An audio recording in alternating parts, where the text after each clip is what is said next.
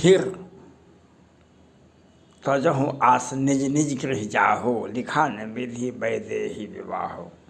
तजहु आस निज निज गृह जाहो, लिखा न विधि वैदेही विवाहो।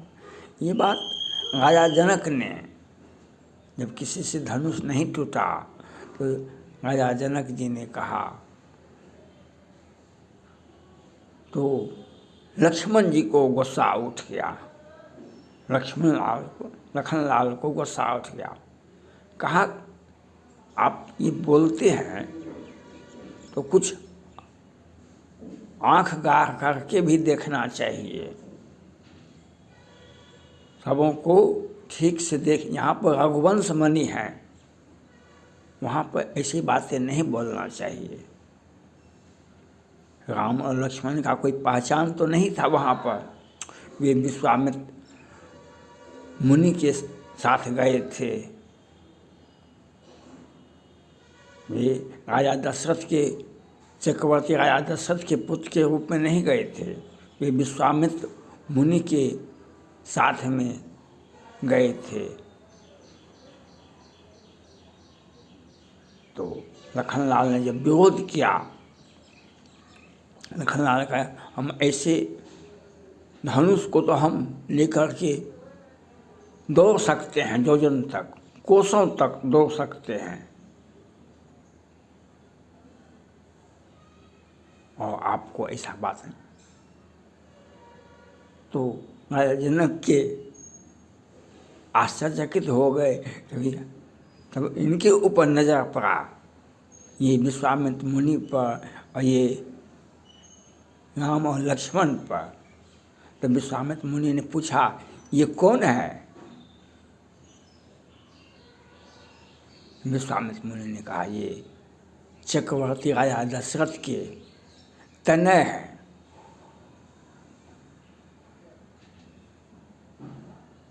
तब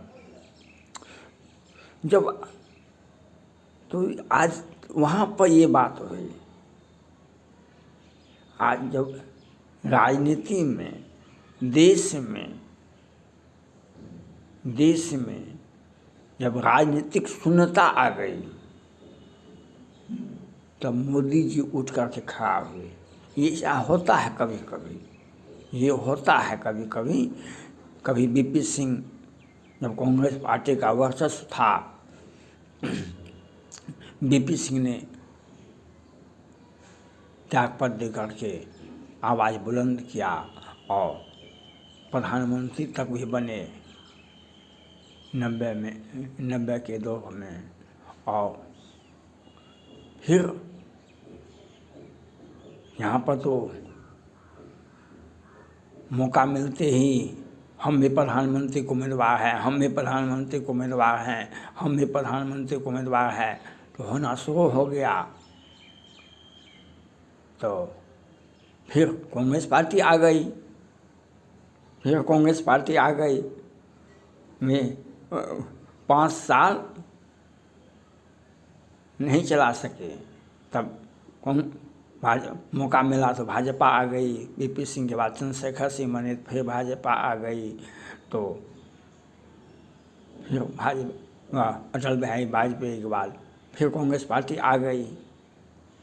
तब कांग्रेस पार्टी का 4 से 13 तक शासन रहा, तब देश में राजनीतिक शून्यता आ गई, किसी से कुछ होने जाने वाला नहीं है, किसी से भी, सब छत्रप हैं। और ये ममता बनर्जी भी लोकसभा का चुनाव उनके पीछे लगा जाता। वे बिहार आए थे, वहाँ भी गए थे, वह तेलंगाना के तत्कालीन मुख्यमंत्री भी आए थे, नीतीश कुमार जी भी 14 वाले 24 में शपथ ग्रहण नहीं करेंगे, पूरा का पूरा देखा आपने। तो ये 4 से 13 तक कांग्रेस पार्टी की सरकार रही। तब मोदी जी का उद्भव हुआ। तो मोदी जी के नेतृत्व में देश 14-19 में अपार सफलता, प्रचंड बहुमत मिला। तो 24 में ये लोग कहे कि 24 में हो गया, 23 में राम जन्मभूमि। तो सनातन धर्म को एक मौका था मिलने का कि जो हम पूरा हिंदुस्तान एक हैं, हम सभी हिंदू हैं, हम सभी भारतीय हैं, हिंदुस्तानी हैं। तो इन लोगों ने कहा कि नहीं, हम हिंदुस्तानी नहीं हैं, हम हिंदू नहीं हैं, हम हिंदू नहीं हैं। और अपना जितना भी ताकत था रामायण को जलाओ। उत्तर प्रदेश में मोर्जा जी के नेतृत्व में अखिलेश सिंह यादव जी ने रामायण जलवाया। मोर्जा जी रामायण जलाए। ये तमिलनाडु सनातन धर्म कोरोना डिजीज है, कैंसर है, गंदे नाले का कीड़ा है। 100 में 90 हमारा है, 10 का शासन नहीं चलेगा, 10 का शासन नहीं चलेगा। और पीछे इस जन्म में पीछे रह गए। और जातिगत गणना बहुत जरूरी है। आपकी आबादी अपने जात का गिनती काहे नहीं करवा दे। दिन में 17 बार, साल में 50 बार जातिगत गणना करवाइए। तो सनातन धर्म को गाली दिया। सनातन धर्म को जितना भी हुआ राम का विरोध किया। राम के सनातन जो मंदिर बना भव्य ऐतिहासिक, उसमें इंडी गठबंधन कोई नहीं गया। और भाजपा के भी सहयोगी लोग, बहुत सारे लोग नहीं गए। अब इन लोगों की कुछ होता है कि अब तो मोदी तो आ गया, प्रचंड बहुमत नहीं मिला, हिंदुओं को का बंटवारा कर दिया वोट का और उनको प्रताड़ित किया गया।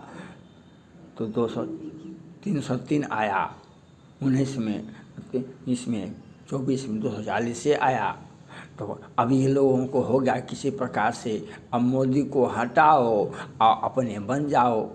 अब कांग्रेस पार्टी भी लगा हुआ है, इंडी गठबंधन में भी बहुत सारे लोग हैं। अब भाजपा में भी कुछ लोग हैं जो मोदी योगी को हटाओ, किसी प्रकार से मोदी योगी को हटाओ, इसके लिए बेचारे का छाती फट रहा है। मोदी जी ने नारा दे दिया कि मोदी योगी है तो सब कुछ मुमकिन है। अब मोदी योगी को हटाने का प्रयास हो रहा है। उनके लिए बुरी खबर है, उनके लिए बहुत बुरी खबर है। मोदी ये केजरीवाल जी भी बोलते थे और 75 साल वाला नियम को बना दिए हैं। जो 75 साल वाला हो गया मोदी जी को होने वाला है तो त्यागपत्र राजनीति से संन्यास ले लेना चाहिए। उनके लिए बुरी खबर है कि जो बाइडेन साहब 80+ में वहाँ पर चुनाव, वहाँ के राष्ट्रपति हैं। सोनिया गांधी जी 80+ में राजनीति में सक्रिय हैं। लालू प्रसाद यादव जी लगभग 80+ में राजनीति में सक्रिय हैं। और 80-40 तक मोदी जी रहेंगे। और जब रिटायर कर देंगे, जब जैसे जो बाइडेन साहब के तरह जब गिरना शुरू कर देंगे, नहीं उठ पाएंगे, तब इनको राष्ट्रपति बना दिया जाएगा। इनके अनुभव का लाभ लिया जाएगा, तब इनको राष्ट्रपति बना दिया जाएगा। राष्ट्रपति वही व्यक्ति बनाए जाते हैं जो पुनः राजनीति में फिर लौट कर नहीं आते हैं। राष्ट्रपति वही व्यक्ति बनाए जाते हैं जो पुनः राजनीति में लौट करके नहीं आते हैं, लेकिन दिशा निर्देश देते रहते हैं, समझाते बुझाते हैं। और चूँकि वे परिपक्व व्यक्ति होते हैं, पढ़े लिखे होते हैं, तो उनको वे सरकार को समझाते हैं, हर तबका को समझाते हैं। तो फिर वे प्रधानमंत्री से 40 के बाद रिटायर जब करेंगे तो बूढ़े हो जाएंगे, तो तब वे राष्ट्रपति बनाए जाएंगे। तब फिर योगी आएगा, फिर योगी प्रधानमंत्री बनेंगे, तो फिर वह जब रिटायर कर जाएंगे तो राष्ट्रपति फिर बनाए जाएंगे। बूढ़े हो जाएंगे तो बूढ़े होने के बाद राष्ट्रपति वही व्यक्ति बनाए जाते हैं, राष्ट्रपति जो पुनः लौट करके राजनीति में नहीं आवे। तो उन लोगों को जो मोदी के लिए अपना कबला करते हैं कि मोदी रिटायरमेंट होगा तो हमको मौका मिलेगा, मोदी रिटायरमेंट होगा तो हमको मौका मिलेगा, मोदी रिटायरमेंट होगा तो राष्ट्रपति बनेंगे। और क्योंकि ये देश हिंदुस्तानी का है, ये देश सनातनियों का है, और देश की सत्ता सनातनी धर्म ही चला सकते हैं। और सनातन धर्म को, क्योंकि हमने तो राम को स्थापित कर दिया है, हमने राम को स्थापित कर दिया है, और राम को साक्षी रख करके ही हम शासन चलाएंगे, राम को ही साक्षी रख करके हम शासन चलाएंगे। ये अयोध्या का मंदिर, क्योंकि राम का घर अयोध्या में उत्तर प्रदेश में था और पहले, लेकिन आज से 1.5 लाख वर्ष पहले वह पूरे सनातन धर्म का राजधानी था। इसलिए राम को हम साक्षी रख करके हम शासन चलाएंगे। और जो मोदी योगी विरोधी हैं, जो ये तो उन लोगों के लिए बुरी खबर है, जो आप जो मनाते हैं कि मोदी जी रिटायरमेंट ले लेंगे, मोदी जी रिटायरमेंट लेंगे, 40 में जब हो जाएगा 40 में रिटायरमेंट ले लेंगे, लेकिन उसके बाद राष्ट्रपति बन जाएंगे, नो वैकेंसी, फिर उनको राष्ट्रपति बना देंगे। आपके लिए कोई अच्छी खबर नहीं है। इसलिए सन्यासी तजहु आस निज निज गृह जाहो, लिखा न विधि में।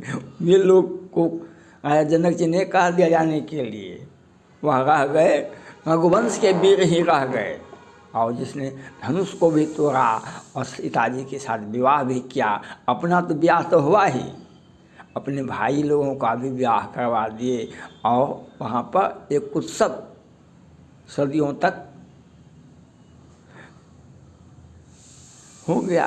तो यह होता है जब, तो इसलिए वो व्यक्ति को अपना उपाय सोचना चाहिए, वह अपना आत्ममंथन करना चाहिए कि हम तो जन्म मेरा बात ही बीत गयो, कबहु न कृष्ण भजो, कब जन्म मेरा बात ही बीत गयो, कबहु न कृष्ण भजो। आपको पता है पांडव कौरव में युद्ध हुआ तो पांडव की जीत क्यों हुई? वह कृष्ण के साथ थे, सत्य के साथ थे। बाहुबली थे 100 में 90 हमारा है, कौरव थे 100 में 90, लेकिन जीत पांडव की हुई। राम का साथ कितना बार छल हुआ, जो वे जब राज्याभिषेक हो रहा था उनको वनवास दे दिया गया, फिर वनवास में भी उनका अपहरण, उनकी पत्नी का अपहरण हो गया, कितना दुख दिया। लेकिन आज भी राम ही पूजे जाते हैं, क्योंकि जो जनता का सरोकार होता है, जो जनता का सेवा होता है। वनवास गए राम तो सबरी का, अहिल्या का, निषाद राज का, सबका, सुग्रीव का, बाली का, अपने भाई से तो प्रताड़ित था सुग्रीव, तो सबका कल्याण किए। तो इसलिए मोदी जी जनता के दिल में बसते हैं, मोदी जी जनता के आँखों में बसते हैं। जनता कभी भी इनको आँख से ओझल होने के लिए नहीं देंगे, जनता कभी भी इनको आँख से ओझल होने के लिए नहीं देंगे। प्रधानमंत्री 80 में जब रिटायर भी करेंगे, 40 तक रहेंगे, और उसके बाद राष्ट्रपति बना दिए जाएंगे। और आप लोगों के लिए कहीं भी वैकेंसी नहीं है, आप लोगों को क्या करेंगे ये तो आपके ऊपर डिपेंड करता है। इसलिए तजहु आस निज निज गृह जाओ, लिखा न विधि वैदेही आओ। थैंक्स।